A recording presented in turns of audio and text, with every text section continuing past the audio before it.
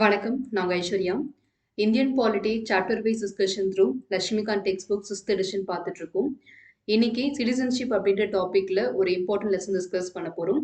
அதுக்கு முன்னாடி ஒரு இன்ட்ரோ வீடியோ பார்த்துடலாம்.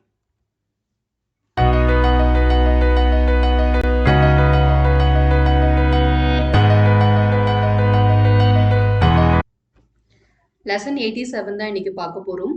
சிட்டிசன்ஷிப் அப்படின்ற டாபிக்ல இது நம்மளுடைய 6th பார்ட்டாக இருக்கும். என்ன தலைப்புன்னு பார்த்தீங்கன்னா overseas citizenship of India. So கடல் கடந்து வாழக்கூடிய இந்திய மக்கள் இருப்பாங்க இல்லையா, ஸோ அவங்கள பற்றின ஒரு தொகுப்பு தான் பார்த்துட்டு இருக்கோம். ஸோ இது கொஞ்சம் லென்த்தியான டாப்பிக்காக இருக்கிறதுனால நான் இதை ஒரு 5 வீடியோஸாக ஸ்கிப் பண்ணியிருக்கேன், ஸோ ஸ்ப்ளிட் பண்ணியிருக்கேன் அப்படின்னு சொல்லியிருந்தேன். ஸோ ஃபர்ஸ்ட் பார்ட் வந்து ஓசிஐ பற்றின ஜென்ரல் இன்ட்ரொடக்ஷன் நம்ம பார்த்துட்டோம். லெசன் 87 அப்படின்றதுல நம்ம டிஸ்கஸ் பண்ணியிருந்தோம். அண்ட் பர்சன்ஸ் ஆஃப் இந்தியன் ஆரிஜினா என்ன, ஓசிஐனா என்னது, எந்தெந்த டேட்டில் எது அறிமுகப்படுத்தினாங்க, அண்ட் ஓசிஐ கார்டு ஹோல்டர் அப்படின்னு சொல்லிட்டு எப்போ அமெண்ட்மெண்ட் பண்ணி மாற்றப்பட்டது, இது எல்லாமே நம்ம கிளியராகவே லாஸ்ட் வீடியோவில் டிஸ்கஸ் பண்ணியிருக்கோம். ஸோ இப்போ அதுக்கப்புறம் வரக்கூடியது எல்லாமே என்னென்னா registration and like renunciation, cancellation, இந்த மாதிரியான கன்ஃபர்மெண்ட் அப்படின்னு சொல்லிட்டு சில விஷயங்கள் இருக்குது. அது எல்லாத்தையுமே தனித்தனி டாப்பிக்காக நம்ம வந்து வரக்கூடிய வீடியோஸில் பார்க்கலாம். ஸோ இன்னைக்கு தலைப்பு பர்டிகுலர் எதை பற்றி டீல் பண்ணுவோம் அப்படின்னா, ஒரு ஓசிஐ அப்படின்ற கேட்டகரியில் எப்படி ரெஜிஸ்டர் பண்ண முடியும், ஓகேவா, வெளிநாட்டு வாழ் இந்தியர்கள் அப்படின்றவங்க எப்படி தங்களை ஓசிஐ கார்டு ஹோல்டராக பதிவு பண்ணிக்க முடியும், யாரெல்லாம் அதுக்கு தகுதி வாய்ந்தவர்களாக இருக்காங்க அப்படின்ற குவாலிஃபிகேஷன்ஸ் எல்லாமே பார்க்க போகிறோம். அண்ட் எப்படி ரெஜிஸ்டர் பண்ணுறது அப்படின்றதுக்கான ப்ரொசீஜரும் பார்க்க போகிறோம்.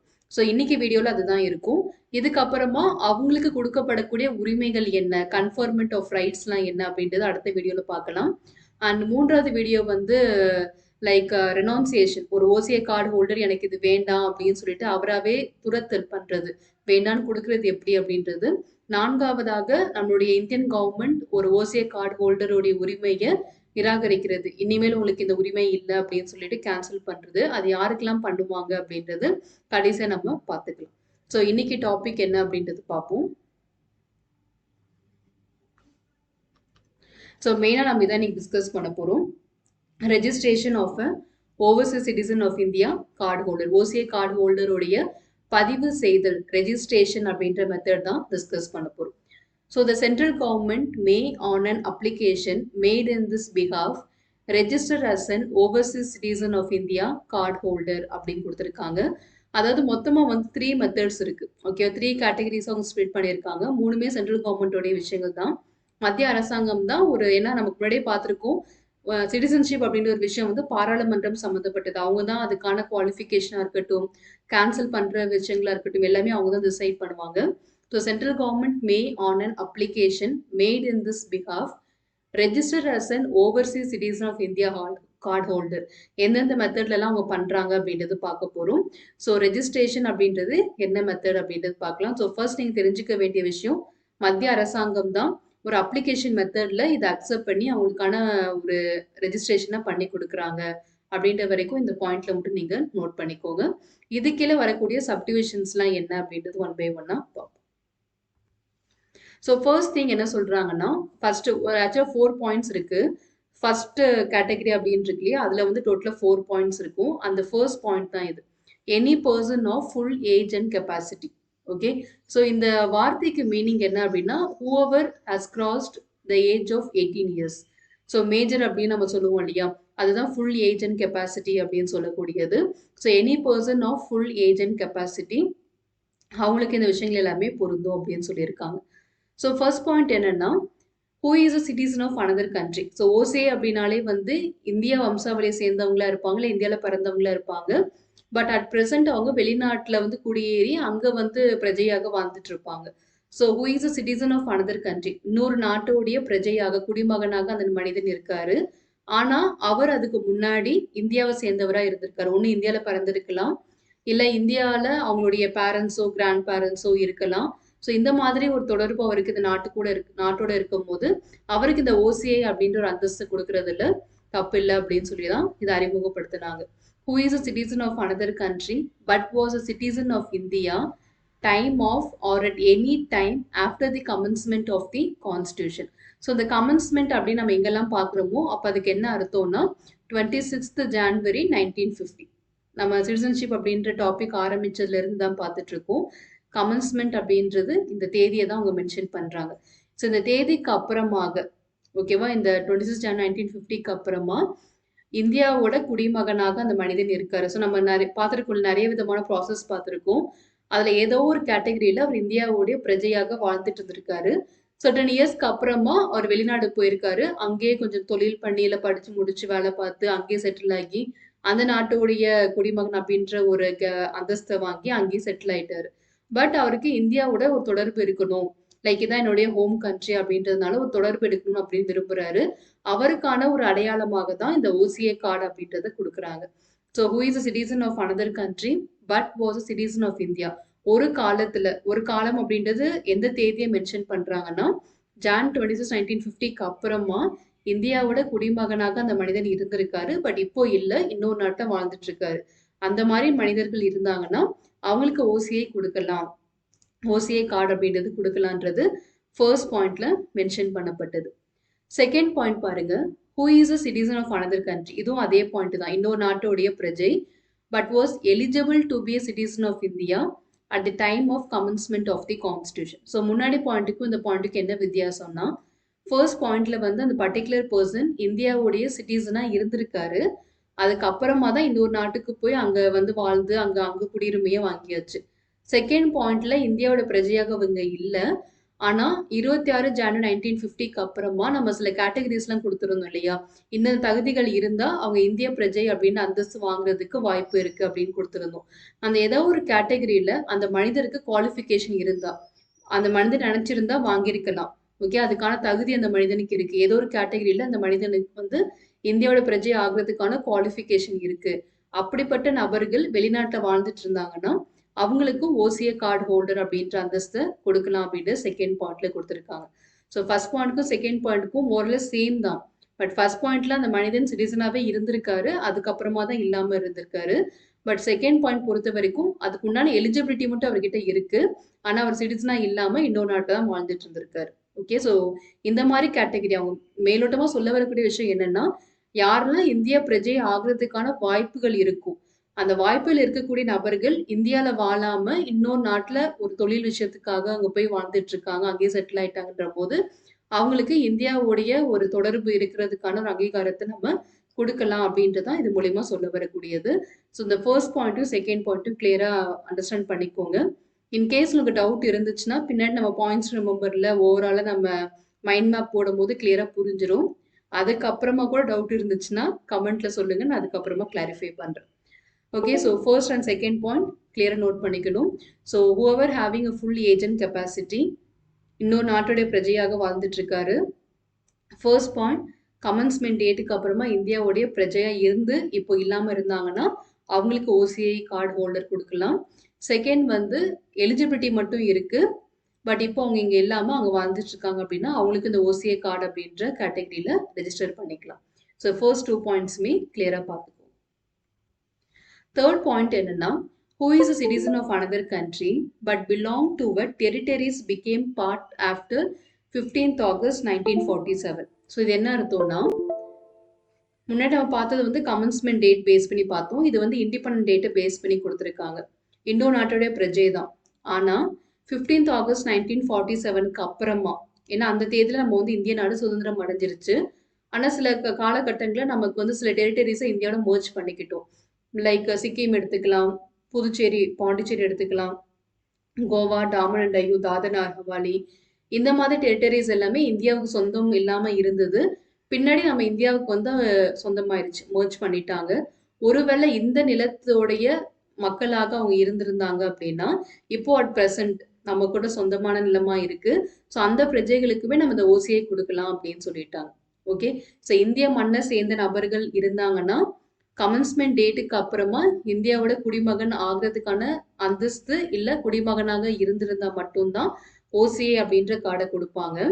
இந்திய நிலப்பரப்புல இல்லாத ஒரு நபர் பட் இந்திய நிலப்பரப்போட மர்ஜ் ஆயிருச்சு, இன்னைக்கு நடைமுறையில வந்து இந்தியாவோட நிலப்பரப்போட சேர்ந்துருச்சு அப்படின்னா அந்த நிலத்துல வசித்த நபர்களுக்கும் இந்த ஓசிஐ கார்டு அப்படின்னு அந்தஸ்து கொடுக்கலாம் அப்படின்னு டிசைட் பண்ணிட்டாங்க. சின்ன ஒரு கன்ஃபியூஷன் இருக்கும், பட் அந்த ஸ்டேட்மெண்ட் கிளியரா பார்த்தீங்கன்னா புரிஞ்சிடும். ஸோ இண்டிபெண்டன்ட்க்கு அப்புறமா இந்தியாவோட merge ஆன நிலங்கள் இருக்கும் இல்லையா? அந்த நிலத்தோடைய மக்களாக இருக்கிறவங்க இப்போ இந்தியால இல்லாம வெளிநாட்டுல வாழ்ந்துட்டு இருக்காங்க. அங்கேயே செட்டில் ஆயிட்டாங்க அப்படின்னா, அவங்களுக்கும் ஓசிஏ கார்டு அப்படின்ற அந்தஸ்தை கொடுக்கலாம் அப்படின்றது 3rd பாயிண்ட்ல மென்ஷன் பண்ணப்பட்டிருக்கு. 4th பாயிண்ட் ரொம்பவே சிம்பிளானது. Who is a child or grandchild or great grandchild of such a person அப்படின்றது. ஸோ இங்க வந்து லைக் இந்த நம்ம மீன் பண்ணிக்கணும் அப்படி. ஸோ என்ன அர்த்தம்னா, மேல சொல்லியிருக்காங்க இல்லையா, இந்த citizen of another country, commencement டேட்டுக்கு அப்புறமா எலிஜிபிலிட்டி இல்லை சிட்டிசன், இல்லை இண்டிபெண்டன்ஸ்க்கு அப்புறமா நம்ம கூட merge ஆன டெரிட்டரியோடைய மக்களா இருக்கட்டும், இவங்களுக்கு சைல்டா இருந்து, இல்ல பேரனா இருந்து, இல்ல கொள்ளு பேரனாக கிரேட் கிராண்ட் சைல்டு, கொள்ளு பேரன் இல்ல பேத்தி வாட் எவர் மேபி. ஸோ இந்த கேட்டகரி சேர்ந்தவங்களா இருந்தாங்கன்னா அவங்களுக்குமே இந்த நம்ம ஓசிஏ கார்டு அப்படின்ற அந்தஸ்தை கொடுக்கலாம் அப்படின்னு சொல்லியிருக்காங்க. Who is a child or a grandchild or a great grandchild. Okay, so first நம்ம பார்த்தது வந்து like citizen of another country அப்படின்னு பார்த்தோம். இப்போ வந்து இந்த மேலே சொன்ன கேட்டகரி இருப்பாங்க இல்லையா, அவங்களுக்கு குழந்தைகள் அப்படின்னு ஒன்று இருக்கும். Okay, who is a child or a grandchild or a great grandchild. அந்த குழந்தைகள் இருந்தாங்கன்னா அவங்களுக்குமே இந்த ஓசிஏ கார்டு அப்படின்னு அந்தஸ்து கொடுப்பாங்க. அவங்க full age and capacity reach ஆன உடனே வேணும்னு நினைச்சா கண்டினியூ பண்ணிக்கலாம், இல்லைன்னா அதை அவங்க ரெனவுன்ஸ் பண்ணிடலாம். ஸோ இந்த 4 கேட்டகரிஸ் என்னன்றதை பார்த்துக்கோங்க. இது வந்து ஃபர்ஸ்ட் பாயிண்ட் மட்டும்தான். ஃபுல் ஏஜ் அண்ட் கெப்பாசிட்டி அப்படின்றது கீழே வரக்கூடிய 4 பாயிண்ட்ஸை பார்த்துருக்கோம். சென்ட்ரல் கவர்மெண்ட் ஓசிஏ கார்டு வந்து கொடுக்குறாங்க இல்லையா, அதுல இன்னும் நமக்கு 3 பாயிண்ட்ஸ் பேலன்ஸ் இருக்கு. அந்த பாயிண்ட்ஸ் என்னன்றது பார்க்கலாம். ஸோ செகண்ட் என்னன்னா, a person who is a minor child of a person mention in a class A. So class A நம்ம மேலே பார்த்த விஷயங்கள் தான். அந்த 4 கேட்டகரி சேர்ந்த பர்சன்ஸோடைய மைனர் சைல்டா அவங்களுடைய குழந்தையாக இருக்காங்க. முன்னாடி அந்த 4th பாயிண்ட்டுக்கு இதுக்கும் என்ன வித்தியாசம்னா, who is a child, grandchild, great grandchild, இது எல்லாமே வந்து கவர் ஆகுது இல்லையா? ஆனா இங்க வந்து வெறும் அவங்க மைனர் சைல்டை மட்டும் தான் மீட் பண்றாங்க. அதாவது 18 இயர்ஸ் கம்மியா இருக்கக்கூடிய குழந்தைகள் இருப்பாங்க இல்லையா, அவங்களுக்கு ஓசிஐ கொடுத்துருவாங்க. வேணும்னா அதுக்கப்புறமா அவங்க கண்டினியூ பண்ணிக்கலாம், இல்லாட்டி ரினவுன்ஸ் பண்ணிக்கலாம்.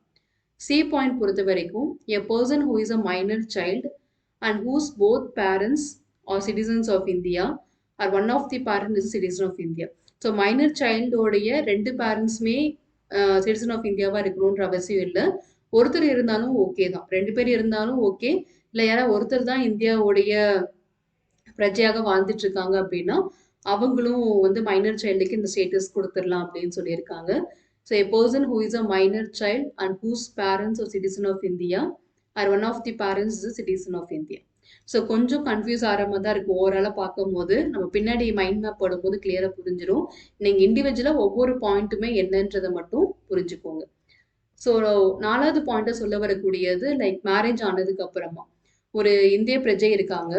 So spouse of a foreign origin, வெளிநாட்டை சேர்ந்தவர். ஸ்பவுஸ் அப்படின்னா வந்து ஒரு மேல் இந்தியனா இருந்தாங்கன்னா ஃபீமேல் ஸ்பவுஸ் வருவாங்க, ஃபீமேல் இந்தியனா இருந்தாங்கன்னா மேல் ஸ்பவுஸ் வருவாங்க. ஸோ எப்படி வேணா நம்ம இதை எடுத்துக்கலாம்.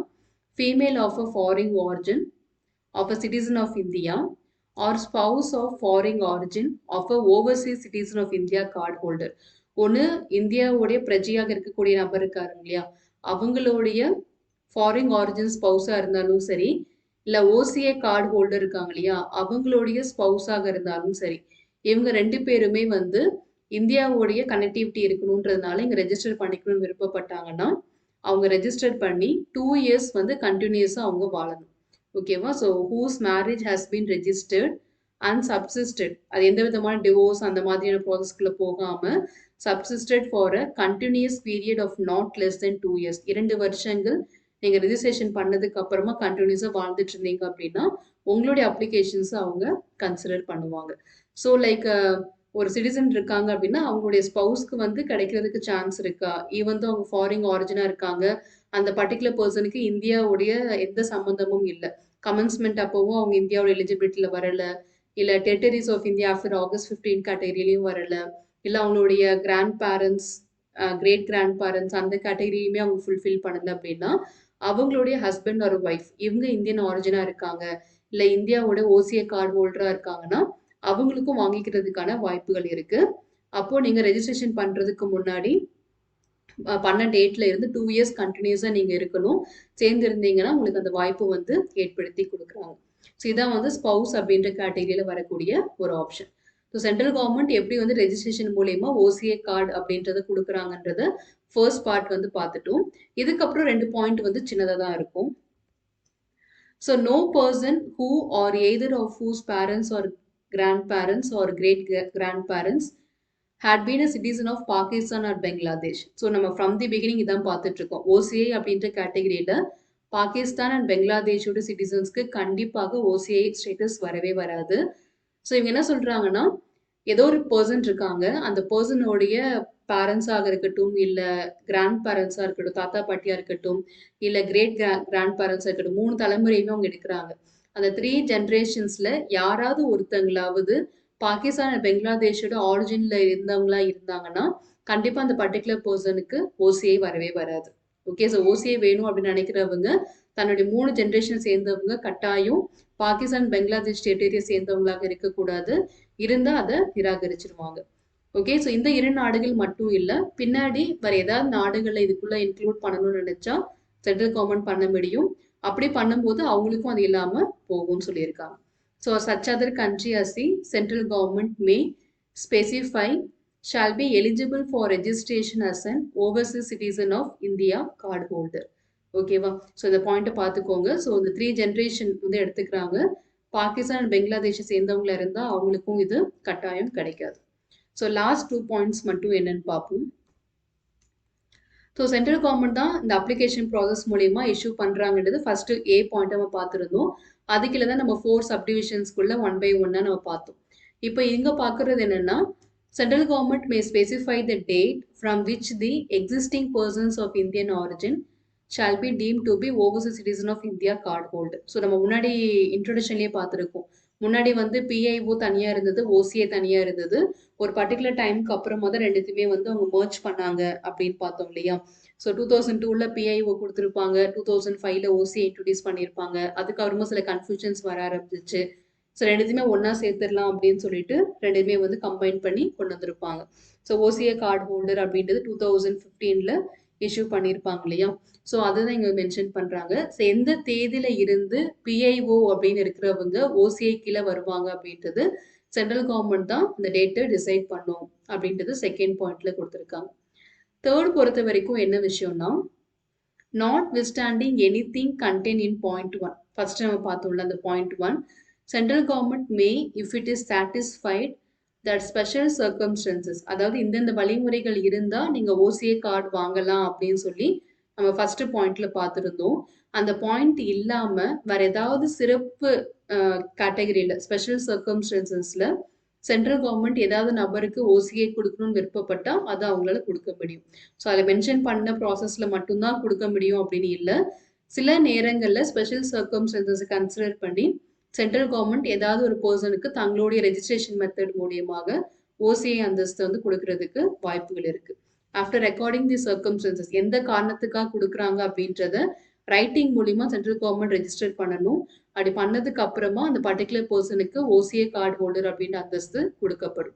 ஸோ மேலே சொல்லப்பட்ட பாயிண்ட்ஸ் மட்டும்தான் செல்லும் அப்படின்னு இல்லை, அதை தாண்டியும் சில நேரங்களில் ஸ்பெஷல் சர்க்கம்ஸ்டன்சஸ் என்னன்றதை மென்ஷன் பண்ணி சில நபர்களுக்கு நம்ம ஓசிஏ கார்டை வந்து கொடுக்கறதுக்கு வாய்ப்பு இருக்கு. அப்படி கொடுக்குற அதிகாரம் மத்திய அரசாங்கத்துக்கு மட்டும்தான் இருக்கு. ஸோ இதான் வந்து தேர்ட் பாயிண்ட்ல அவங்க மென்ஷன் பண்ணியிருக்காங்க. ஸோ ஓசிஏ அப்படின்ற ஒரு கண்டிஷன், ஒரு அந்தஸ்து அப்படின்றத எப்படி நீங்கள் பதிவு செய்ய முடியும், ரெஜிஸ்ட்ரேஷன் பண்ண முடியும் அப்படின்றதான் நம்ம ஃபுல்லாக பார்த்துட்டு இருக்கோம். ஸோ இப்போ நம்ம பாயிண்ட்ஸ் ரிமெம்பரில் ரீகால் பண்ணிக்கலாம். ஸோ நம்ம சோஃபார் பார்த்தது கொஞ்சம் கன்ஃபியூஸ்டாக தான் இருக்கும் என்னென்ன பாயிண்ட்ஸ் அப்படின்றது. ஸோ இப்போ நம்ம ஓவராலாக ஒரு மைண்ட் மேப் மாதிரி போட்டுக்கிட்டோம்னா ஈஸியாக இருக்கும். ஸோ அந்த மெத்தடில் நம்ம கிளியராகவே இதை ரீகால் பண்ணிக்கலாம்.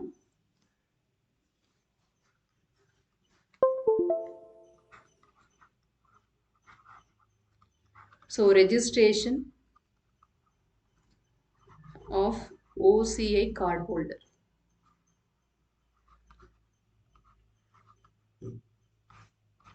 ஓகேவா?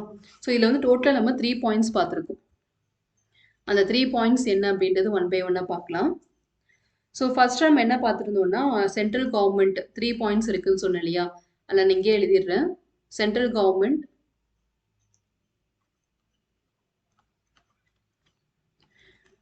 கவர்மெண்ட் வந்து ரெஜிஸ்ட்ரேஷன் ப்ராசஸ் மூலயமா இந்த ஓசிஐ வந்து கொடுக்க முடியும். அது என்னென்ன பாயிண்ட்ஸ்லாம் இருக்குது அப்படின்றது ஒன் பை ஒன்னாக பார்க்கலாம். ஸோ செகண்ட் என்ன அப்படின்னு பார்த்தீங்கன்னா, அதே சேம் சென்ட்ரல் கவர்மெண்ட் தான். சில நேரங்களில் வந்து லைக் யாருக்கு வந்து பிஐஓ கார்டு ஹோல்டருக்கு டேட் ஸ்பெசிஃபை பண்ணுறது, யாரெல்லாம் பிஐஓவாக இருக்கிறவங்க ஓசிஐயா எப்படி வர முடியும் அப்படின்றதுக்கான டேட்டை ஸ்பெசிஃபை பண்ணுறது சென்ட்ரல் கவர்மெண்ட்டை தான் இருக்கும். ஸோ பிஐஓ கார்டு ஹோல்டர்ஸ் இருக்கிறவங்கலாம் யாரெல்லாம் ஓசிஐ வாங்குறதுக்கு அந்தஸ்து இருக்குது, எந்த டேட் வரைக்கும் அது செல்லும், எந்த டேட் வரைக்கும் பிஐஓ இருந்தவங்க எல்லாருமே ஓசிஐ டேட்டா ட்ரான்ஸ்ஃபர் ஆவாங்க அப்படின்றதுக்கான டேட்டை ஸ்பெசிஃபை பண்ணி ஃபைனலைஸ் பண்ணுறது யார் அப்படின்னு கேட்டால் சென்ட்ரல் கவர்மெண்ட் தான். Specify the date. இதான் நம்ம செகண்ட் பாயிண்ட்டை பார்த்தது. தேர்ட் பாயிண்ட் நம்ம பார்த்த விஷயங்கள் வந்து சேம் சென்ட்ரல் கவர்மெண்ட் தான்.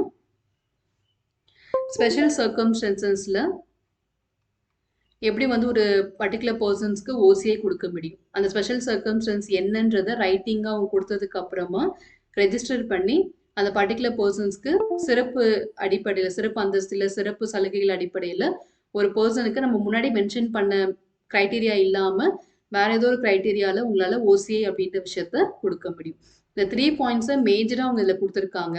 ஆனால் இதில் இந்த ஃபஸ்ட்டு பாயிண்ட்ல தான் நம்ம 4 சப்டிவிஷன்ஸ் இருக்குது. அதில் ஃபஸ்ட்டு சப்டிவிஷனில் தான் நம்ம 4 பாயிண்ட்ஸ் வந்து பார்த்தோம்.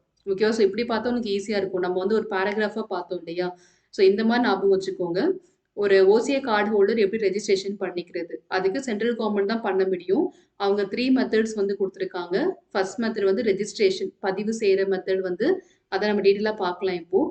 செகண்ட் வந்து பிஐஓவாக முன்னாடி இருந்தவங்க எல்லாருமே இப்போ ஓசிஐயாக மாற முடியும். ஆனால் எந்த டேட் வரைக்கும் பிஐஓ இருந்தவங்க ஓசிஐயா மாற முடியும் அப்படின்றத டேட்டை ஸ்பெசிஃபை பண்ணுறது சென்ட்ரல் கவர்மெண்ட் தான் அப்படின்றது செகண்ட் சொல்லியிருந்தாங்க. மூணாவது வருஷம் மேலே சொன்ன விஷயங்கள் மட்டும் இல்லாமல், அந்த 1 and 2 மட்டும் இல்லாமல் ஏதாவது ஒரு ஸ்பெஷல் சர்க்கம்ஸ்டன்சஸில் சில நபர்களுக்கு ஓசிஐ கொடுக்கறதுக்கான வாய்ப்புகள் இருக்குது. அந்த ஸ்பெஷல் சர்க்கம்ஸ்டன்ஸ் என்னன்றத ரைட்டிங் மூலயமா சென்ட்ரல் கவர்மெண்ட் கொடுத்ததுக்கு அப்புறமா தான் அந்த பர்டிகுலர் பர்சனுக்கு அந்த ஓசிஐ கார்டு வந்து நம்மளால கொடுக்க முடியும். இந்த 3 மெத்தட்ஸை தான் உங்களால் OCI overseas citizen of India அப்படின்ற ஒரு கார்டை வந்து உங்களால் வாங்கிக்க முடியும். இல்லை ஃபஸ்ட்டு தான் பெரும்பான்மையாக நார்மலாக நடக்கிற விஷயம் அதுதான். ரெஜிஸ்ட்ரேஷன் அப்படின்றது நார்மலாக நடக்கிறது. அது நம்ம என்னென்ன விஷயங்கள் அப்படின்றது பார்க்கலாம். இதுக்கீழே வந்து டோட்டலாக 4 பாயிண்ட்ஸ் இருக்குது. ஸோ ஃபஸ்ட்டு பாயிண்ட் என்ன அப்படின்னா, ஃபுல் ஏஜ் அண்ட் கெப்பாசிட்டி அப்படின்னு நம்ம ஒன்று பார்த்தோம் இல்லையா? அதுதான்.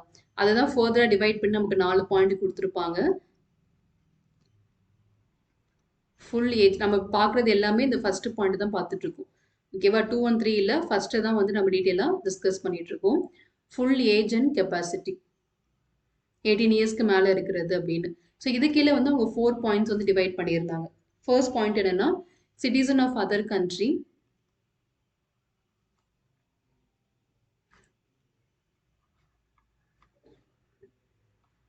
citizen of other country, one citizen after commencement, once citizen of India after commencement. commencement na 26th January 1950. இது வந்து ஃபர்ஸ்ட் கேட்டகரியில் பார்த்தோம். ரெண்டாவது வந்து சிட்டிசன் இல்லை பட் எலிஜிபிலிட்டி இருக்கிற மாதிரி செகண்ட் பாயிண்ட் பார்த்தோம். சேம் தான், citizen of other country,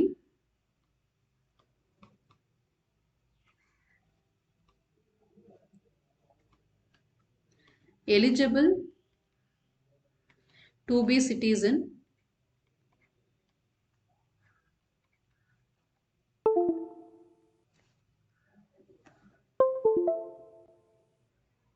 after commencement.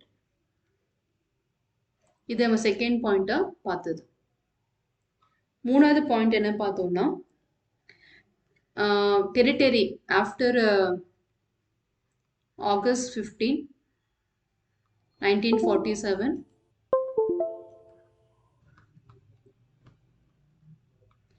Territory merged with India. அந்த நிலத்தோடைய பீப்புளாக இருந்தாங்க, சிட்டிசன்ஸ் ஆஃப் இருந்தாங்கன்னா அவங்களுக்கு இந்த ஓசிஐ வந்து கிடைக்கிறதுக்கு வாய்ப்புகள் இருக்கு. நாலாவது பாயிண்ட் நம்ம பார்த்தது வந்து child, grandchild and great grandchild, இந்த கேட்டகரியை சேர்ந்தவங்க வாங்குறதுக்கான வாய்ப்புகள் இருக்கு.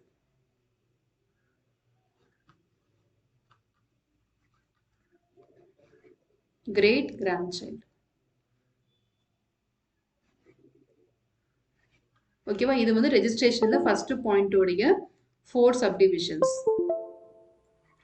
ஓகே, இது போக நமக்கு ஒரு 3 பாயிண்ட்ஸ் வந்து கொடுத்துருந்தாங்க. செகண்ட் பாயிண்ட் என்னன்னா minor children of above persons.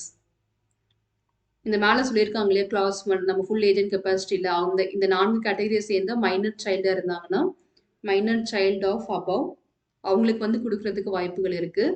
மூணாவது விஷயம் வந்து மைனர் சைல்டு, யாரோட மைனர் சைல்டு அப்படின்னா both parents are citizens of India.